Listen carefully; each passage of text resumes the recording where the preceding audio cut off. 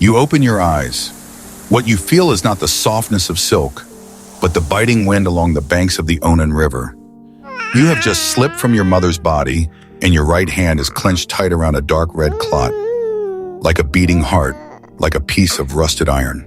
The shaman looks at your tiny fist, his eyes filled with both awe and fear. He doesn't know that the stain in your palm will, in the decades to come, become a tide of blood that spreads across Eurasia. Your name is Temujin, but before you become something greater, you will have to crawl through hell.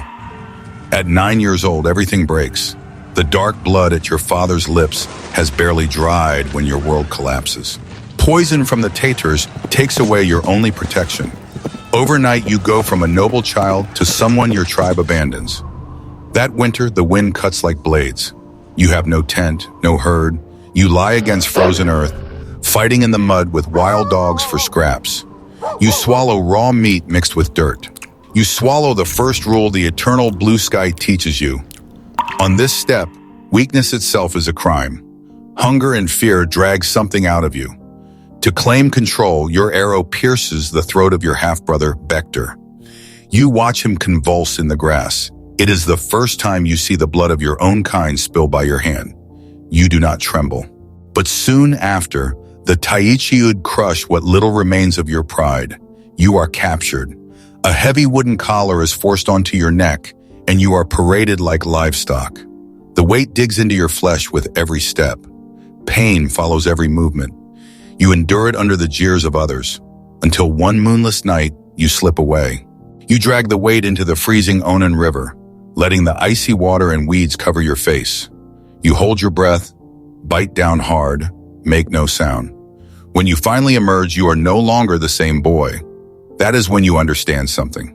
Power does not come from you alone. It comes from how many people you can make stand with you.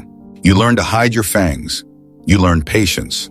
When your wife, Berta, is taken by the Merkits, you do not rush in blindly. You know you are too weak. You bow your head. You seek help. You align with Onkan. You reach out to your sworn brother Jamuka. When you return with riders and reclaim her, you taste power for the first time. But the sky does not spare you. The man you trusted most, your Anda, Jamuka, the one who once shared your blanket and traded arrows with you, turns against you. For the control of the steppe, he raises his blade. In the blood of battle, you watch the banners of betrayal rise. Whatever warmth remains in you is stripped away. From that moment on, you trust neither tears nor promises, only strength. Your blade dulls, then sharpens again in war. You crush the Tatars. You break the Karate. You defeat Jamuka. At 44, you stand at the source of the Onan.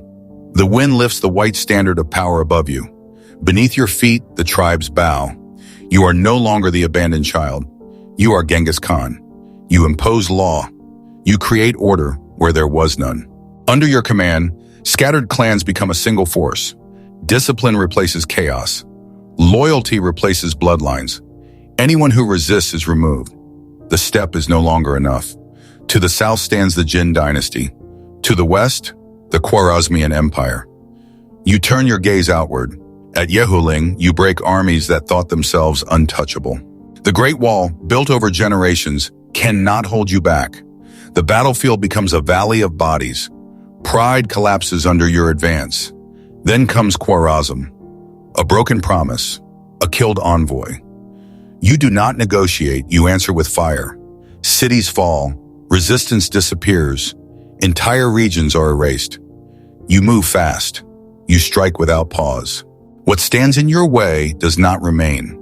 You are no longer just a leader. Your name travels faster than your armies. In 1227 at 65, you lie in a campaign tent. The wind over the mountains carries the chill of early autumn. You feel something new: fatigue. Once, your hand held a clot of blood. Now it has held the largest empire the world has seen. But in this moment, it feels empty. The strength in your body begins to leave. You close your eyes. There is no grand tomb, no monument. Your burial is hidden. The land is flattened. The traces are erased. Even those who carried you are silenced. The place where you are laid disappears into the grass. You began as a drop of blood by the Onan River. You rose through fire and war, And in the end, on the land you conquered, you vanish without a trace, becoming nothing more and nothing less than the wind that never stops moving.